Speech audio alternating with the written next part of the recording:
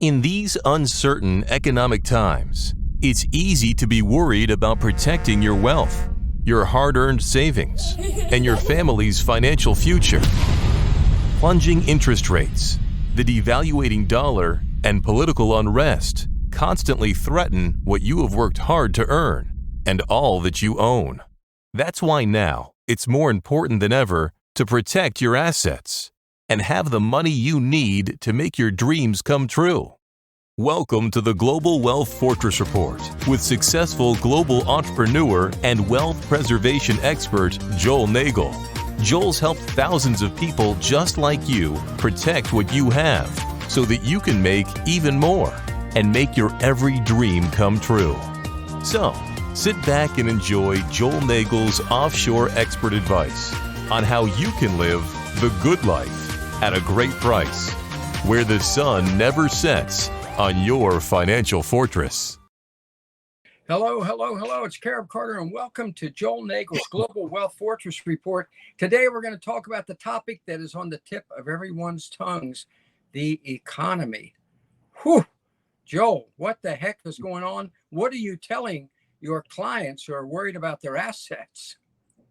Hey, Carter. Good to be with you. It's a crazy summer, Normally things slow down a little bit and people can take a break, go to the beach, or enjoy their family, backyard pools. But yeah, there's tremendous stress in the marketplace right now. It seems like everybody's complaining that they're losing money regardless of what they're invested in. So, look, this notion that we're in, some kind of transition or transitory period, and, this is like, going to go away next week, next month, next year. It's just not true. We all know that. I mean, inflation's here, whether the Fed will be able to get a handle on it and rein it in before it turns into, Jimmy Carter-esque, double digit, official double digit with, double digit mortgage rates and things like that. I don't know. I don't have a crystal ball. It seems like the Fed is indicating that it will continue to tighten interest rates, to try to choke it off. So whether that happens or not, I don't know. I think certain industries like housing are already showing signs. New housing starts are down. Yeah. I read the other day that about 50% of loans that had been approved and deals that had been signed have fallen apart. Wow. Just because of the increase in interest rates. And, housing is particularly sensitive to interest rates because you're paying whatever interest rate you agree to over a very long period of time. So all of a sudden you do the math and you find out that, wow, I can't afford that house I thought I was going to buy. I have to buy one that's $200,000, $300,000, $400,000, $500,000 less. Based on the amount that you can afford from a payment perspective. So there's a lot of things going on, and it's there's a lot of sleepless nights by a lot of people, whether they own gold and silver or crypto or real estate. It seems like nobody's particularly happy at the moment. No, I think according to figures I just read today, new home sales are down 16%. Mortgage rates are up 24%. I mean, this is a nightmare. The shadow stats, you mentioned the real figures. Here's the latest from shadow stats. The red is the government's figure, 9.1%. It's up right around 20 with shadow stats, John Williams. And that to me is the reliable figure. Jimmy Carter territory right there, yeah. Just what you just mentioned.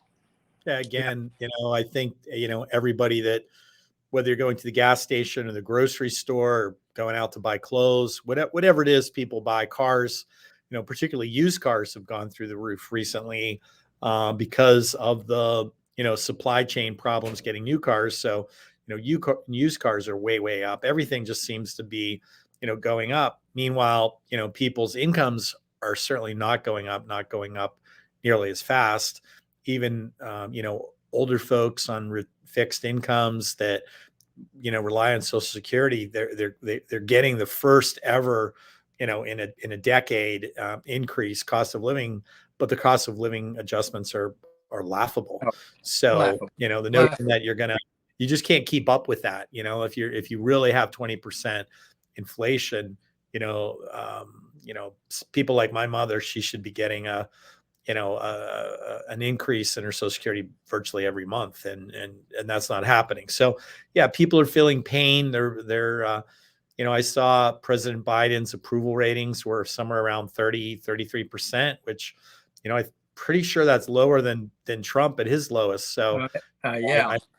I don't think that bodes well for the Democrats in the fall, despite, issues like abortion and other things that they might feel will nudge people to vote for them in certain swing states like Pennsylvania, where we both live.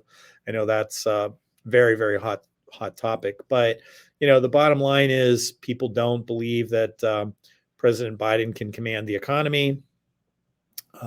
He seems to purposefully allow, gasoline prices to go up. He berates the oil companies on the one hand, but on the other hand, in terms of granting, leases and giving permits for drilling, in areas where they know are oil. I mean, look, President Trump got us to the point where we were energy self-sufficient for the first time in two generations, and that's just magically and mysteriously gone away. There seems to be missteps at every turn when it comes to energy, including most recently. I'm sure you heard about the faux pas of us selling 5 million barrels of oil from our strategic oil reserves, which are specifically designed to be held for use by the military in the event of a war that would cut off oil supplies, which is exactly what's going on in Europe right now, for example. And we sold that to China. So to China. You can't make this stuff up. I mean, it's just like, and to a Chinese company that the energy company that Biden's son was hired by. So it never stops. I asked some of my friends on the left end of the political spectrum, the progressive wing, like, hey, how do you justify this? And they just throw up their hands and say, they don't know.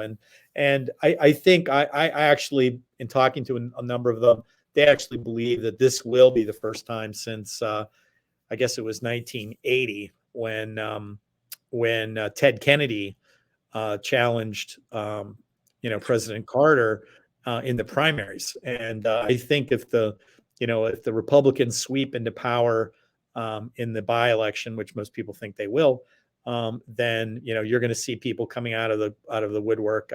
I read not long ago that Hillary Clinton's thinking about throwing her hat in the ring.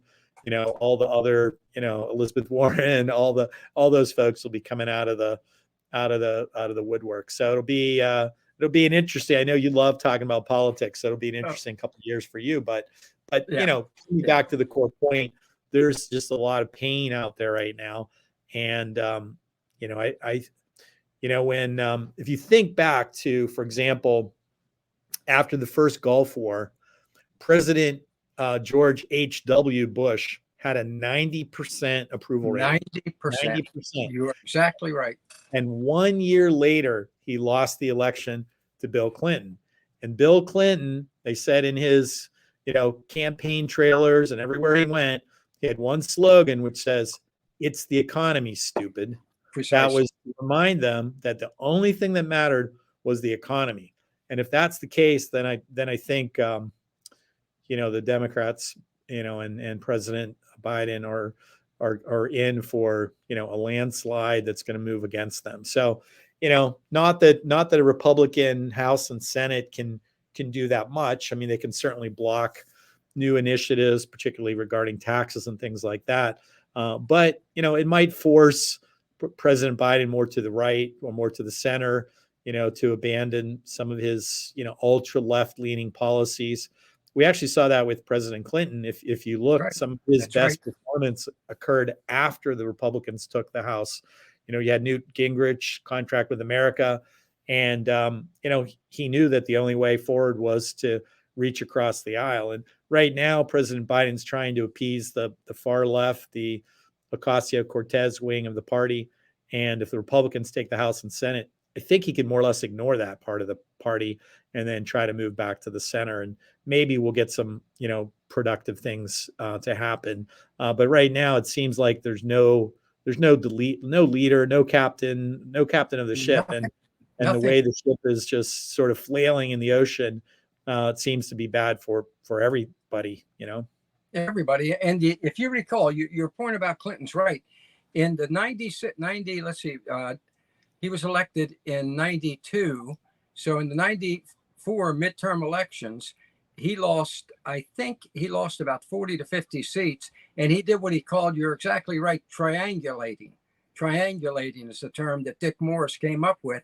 And that was reaching out to the Republicans. You remember his State of the Union address after that massive midterm defeat was when he said, the day of big government is over. And I don't think Biden's capable. I think Biden's going to lose 90 to 100 seats, but I don't think he's capable of reversing course, because I don't think he has I don't even know if they could get it through to him. I'm just going to be honest with you. I don't know if they get in. I'm not sure he's capable of understanding what's going on around him well enough to know. He seems oblivious to the fact his Hispanic support's at 24%. 24%. I mean, that's just. Well, and I think a lot of the folks from the Democratic side believe that, that the harsh Trump rhetoric concerning illegal immigration, benefits them vis-a-vis Hispanics and Latinos. But a lot of, at least my clients that are business people, they have families, they go to church, they're law abiding, like they are not for illegal immigration. They'll say, hey, I jumped through all the hoops and hurdles and came here legally. My ancestors came here legally. They didn't come here illegally. And, I think that it's not about people being against immigration. It's about people being against illegal immigration. And, I find it ironic because, I spent a lot of time in Belize. And when you go north of Belize, you come to the Mexican border. Of course, for us, it's going south to the Mexican border. And there's two very high, 14-foot high walls that separate Belize and Mexico, built by the Mexicans to protect their borders. And, I spend a lot of time, I live in Austria. We jump through tremendous hoops and hurdles every year to maintain our legal status. In Portugal, we spend time there. And by the way, if we're looking for any kind of silver lining, you said, what am I telling my clients to do? Obviously everybody's watching carefully. There are actions that you can take, but one of the things that I like right now, it's kind of like maybe a hidden little gem out there, is the dollar has really soaked up a lot of energy from the rest of the world. In other words, the dollar is one of the few things that's actually gotten stronger here in the last few months because of supply chain problems, because of, problems in China, because of the war in Ukraine, because of, restrictions on Russia. All these things have favored the dollar. And if you look, for example, in the last year, the euro dollar rate, it's down over 20%. It fell for the first time since 2002 below 1 to 1. It was about, a year ago, it was about $1.23 to the euro. Now 1 euro is 99 cents. And so if you're looking at any kind of opportunities in Europe, whether it's like, for example, the Azor project that we talked about a few weeks ago on the program, or you're interested in doing anything in Europe, Europe is on sale. If you want to buy real estate, if you're interested in, maybe long-term looking at some European equities that are going to, pay European, euro dividends, I think this is a tremendous time to do that. So, the problem is a lot of people don't have extra money lying around, but if you do, just consider the fact that Europe is on sale right now. And if you want some exposure, not only Europe, there's plenty of other places in the world too. South America, the dollars at all-time highs against the Colombian peso, the Argentine peso, the Brazilian real, and the Honduran lempira. It's strong as it's been in my association, which is 20 years. So So I you're right. know one of the ways we talked about, protecting your assets, obviously you can invest and make more, or you can try to spend less. And I think the dollar strength is giving people the opportunity to buy property in parts of the world where they can spend less, recreate an equal or higher quality of living. I mean, one of the things about Central America is that it's very, it produces all of its own food. I mean, it's very food self-sufficient. They don't import a lot of food in Central America. And the prices that we're talking about when you go to the grocery store here, you see something 20, 30, 40, 50% higher than, 2 weeks ago when you were at the store. We're not really seeing that in Central America. So, I'm not saying that inflation doesn't exist, but it's being held much more in check because the fact that the Central American countries, for the most part, produce their own food, and they kind of are able to maintain the current prices. And then, like you said, even if you have price increases, if the currency is devaluing vis-a-vis the dollar, like it is in Honduras, things may actually be getting cheaper, not more expensive. So Precisely.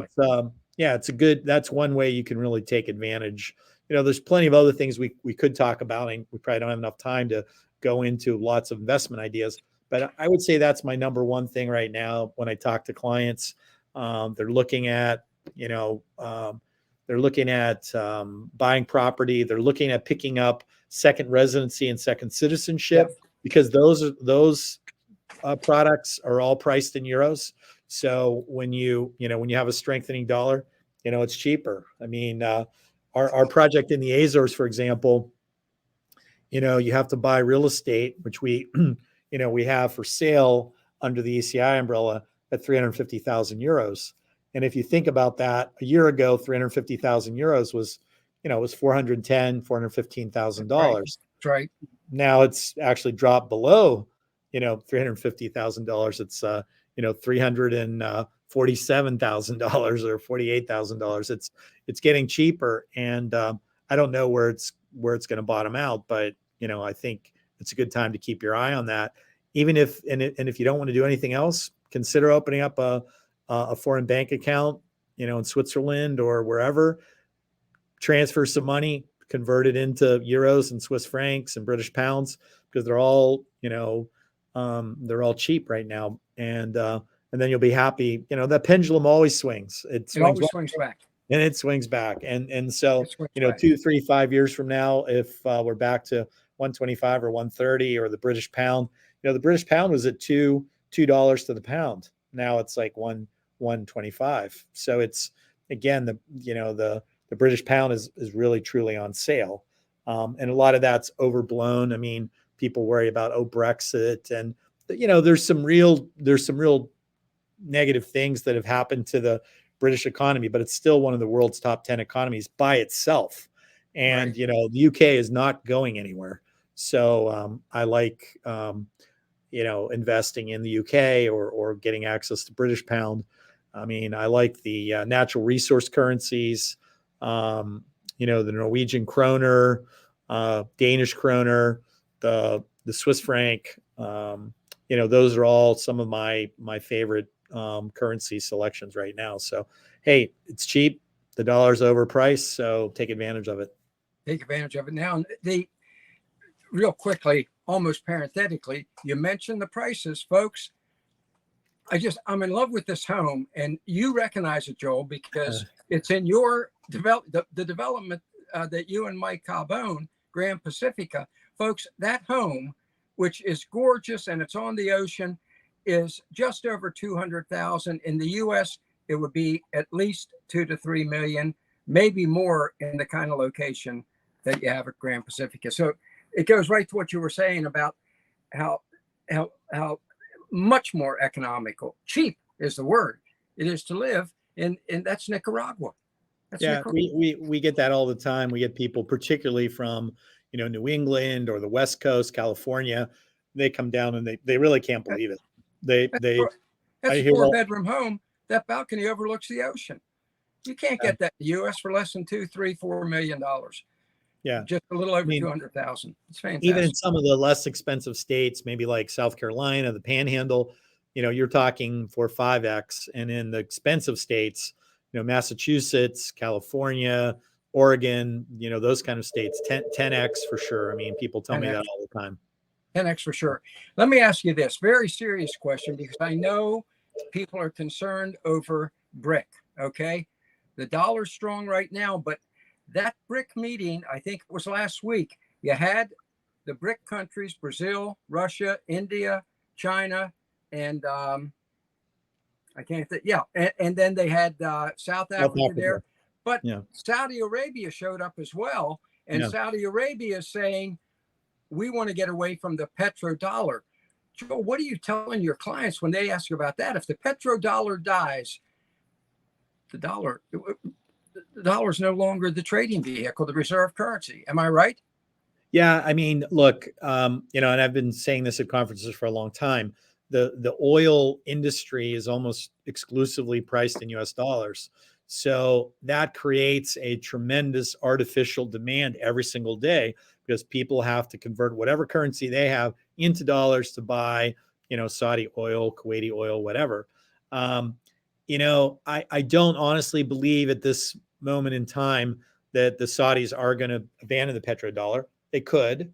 I could be wrong, but a lot of this is saber rattling. The Saudis are very unhappy with the Biden administration going back into the talks with Iran. Right. I mean, that's their mortal enemy, the Iranians, and obviously, I think we should be doing everything we can to protect the interests of the Saudis vis-a-vis Iran.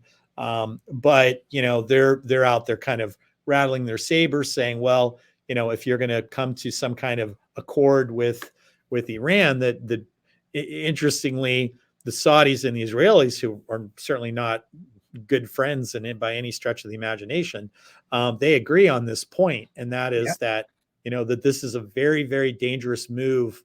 Iran certainly wants to be in that BRIC group. They'd be very happy to see, like the other countries, Russia. If you notice, Putin, he was requiring countries, if they want to buy oil, to not pay in dollars, to pay in rubles. That's Absolutely. one of the few ways he can retaliate for the sanctions that have been levied against him. And some countries have had to, they've had to comply with that because they need or want the oil. And that's why first the Russian ruble was falling when the war began, but now it's actually strengthened. It's stronger than it was, before. So you have a lot of this geopolitical posturing going on. I don't know. Again, I don't have a crystal ball, but it seems to me that whenever the world gets more and more in chaos, at least in the short run, it benefits the dollar. So that's why we're seeing a very strong dollar. Now, again, if you fast forward 5 years, 10 years, 20 years, I don't think that these geopolitical changes will single-handedly bankrupt the dollar or put the dollar out of business. We do plenty of wacky things ourselves, like printing trillions and trillions of dollars out of thin air. We do enough to destroy our own currency. But what will happen is the currency won't become worthless, but it will become worth less. The best example of that is when the British pound ceased being the world reserve currency, right after the Suez crisis, back under the Eisenhower administration. And they basically even said, okay, it's your turn to run the world, economy. So, are there fears that could happen? Yes, I am. I think long term, that's why you want to have assets outside the dollar. That's why you want gold and silver, platinum, palladium, real estate, Bitcoin, all the things that government can't print. Printing is what worries me more than anything else. But if the dollar loses its world reserve currency status, when the pound lost its status, within a short period of time, it lost 40% of its purchasing power. And so we could see that as well. That would just lead to more inflation, lower quality of living for Americans. I think that's why you do want to be diversified, not only in other currencies, but in other asset classes. If you have more money right now and the dollar is strong, look at things like what we just talked about. Also, you can look at art. You can look at gemstones. I have clients that are going into those because why? They have intrinsic value. It takes time and energy and money to mine them and produce them. And a diamond, a ruby, an emerald, a sapphire, that's never going to lose its value. I mean, gold, silver, platinum, palladium, they're not going to lose their value. So if we hit a period where the dollar really does get knocked off its podium, you'll see those types of assets hold their own. As the dollar slides and becomes worth less, those things will go the other way and be worth more, as will real estate. So, I'm tending to be take advantage of the strong dollar. I think it's not going to last that long, and use some of your dollars to maybe diversify into hard assets. That's really the message that I'm giving to my clients, and I think a lot of other people out there, that are in the know are kind of saying the same thing. Excellent. One final question. On my cell phone, I get Bitcoin alerts. Okay. And it's like one day I get one that says Bitcoin is up 5.3%. The next day I get one that says Bitcoin is down 4. What are you telling your clients who are saying to you, Joel, should I maintain my assets and protect them in Bitcoin or not at this point? Yeah. I mean, I think there's only two ways you can look at the Bitcoin and the crypto markets. If you're super, super knowledgeable, and you know what you're doing, and I have some clients and friends in that space, they're very active day traders. They trade those little blips. It's up 5%, it's down 5%, and they're making money every day. But you have to really, really, really know what you're doing to do that. I think for the rest of us, sort of mere mortals, if you want to go into the crypto space, you decide what percentage of your portfolio you're comfortable with, and you stake out a long-term position. Hey, I'm comfortable with 5%, 10%, whatever that is. All right. 40%. And you just buy it in a routine way, which means over time you'll be buying it when it's high, you'll be buying it when it's low. And one of my very, very good friends in the Bitcoin space specifically said, in terms of that, you buy when it's high, you buy when it's low, and you never, ever, ever, ever sell. That's what the long-term advice on Bitcoin is, because again, it's finite in value. So yes, it's at 20,000. It was at 68,000, not that long ago. So it's way down. But that, if you look at the history and tradition of Bitcoin, it does that. The volatility pushes it up, it pushes it down, then it retrenches. And the next time it goes up, it'll probably go up a lot higher, and then it'll crash back down. And so, if you're gonna, like, I don't feel rich when it tells me I'm up 10%, and I don't feel poor when it tells me I'm down 10%. I just have, that part of my portfolio, I just put it there and, let it kind of do its thing and not worry about it on a day-to-day basis. And so if you're willing to commit to 5, 10, 15 years, I think you'll do really, really well in Bitcoin and the other major cryptocurrencies. And if you don't want to do that and you don't have the expertise to trade it, either stay out of the market altogether, or there are some managed products out there. We're starting to see hedge funds and sort of quasi mutual funds where there are other people that presumably do know what they're doing. And you take a position in their fund, and, you sit back and let them do the active management, because then they're getting into all kinds of things. They're loaning Bitcoin for interest income. They're selling puts and covered calls, and there's a million transactions. And it's really interesting because 3 or 4 years ago, I remember contacting I think it was UBS, and I said, hey, I have a transaction. I need to be able to hedge the price of Bitcoin. Can we do that? And they said, no, we're talking about it, but it doesn't exist. And a couple of years later, I mean, you have thousands of derivative products. So, the markets have embraced it. The notion that it's going to go away is ridiculous. If you want to get proof of that, ask somebody that's under 30. Don't worry what guys your age and my age think. I asked my 29-year-old daughter, my Yep. 26-year-old son, what do you think about, Bitcoin and cryptocurrencies?